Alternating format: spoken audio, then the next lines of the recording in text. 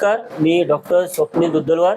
आपण जी पत्रकार परिषद घेतली याची दोन मुख्य कारण आहे. एक पहिलं कारण तर आपण जे करार केलं आहे कॅरिबियन कंट्रीज सोबत, लॅटिन अमेरिका कंट्रीज सोबत, हा करार झाला इंदोरमध्ये, जिथे की मुख्यमंत्री मोहनसिंग यादव मध्य प्रदेशचे उपस्थित होते आणि बरेचसे GIVFचे मेंबर. GIVF एक ग्लोबल फोरम आहे जे की आयुर्वेदाला आणि इतरला फॉरेन कंट्रीजमध्ये घेऊन जाते. त्या अंतर्गत हा ठराव आपण पास केला. यामध्ये हे 60 देशाचे पेशंट्स किंवा रुग्ण नांदेडमध्ये येतील, इथे ट्रीटमेंट घेतील आयुर्वेदाची.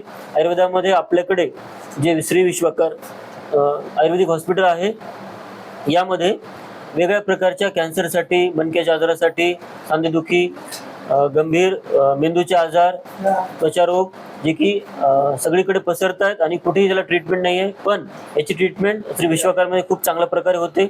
शुद्ध आयुर्वेदिक उपचाराद्वारे पेशंटला याचा फायदा होतो. तर हे सगळे पेशंट नांदेडला येऊन ट्रीटमेंट घेतील आणि टेलिमेडिसिनद्वारे या सगळ्या देशांना आपण कनेक्ट करतोय, यांना आपण कुरिअरने औषधी पण पाठवतोय आणि हे सगळे पेशंट नांदेडला पण आपल्याचपुढे येतील. आणि साधारण हे हॉस्पिटल आहे सध्या 30 बेडचं, जिथे की इन्शुरन्स मिळतो लोकांना, आणि 100 बेडला आपण अपग्रेड करतोय पुढच्या काही महिन्यात. आणि पुढचं ध्येय आपलं 1000 बेडचं हॉस्पिटल, जे की नांदेडपासून 10 किलोमीटरच्या अंतरावर होणार आहे. त्यासोबतच एक आयुर्वेदिक महाविद्यालय जे की आपण गव्हर्नमेंटकडून सँक्शन करून घेणार आहे, हे पण आपल्या हॉस्पिटलवर आपण सुरू करणार आहे. थँक्यू.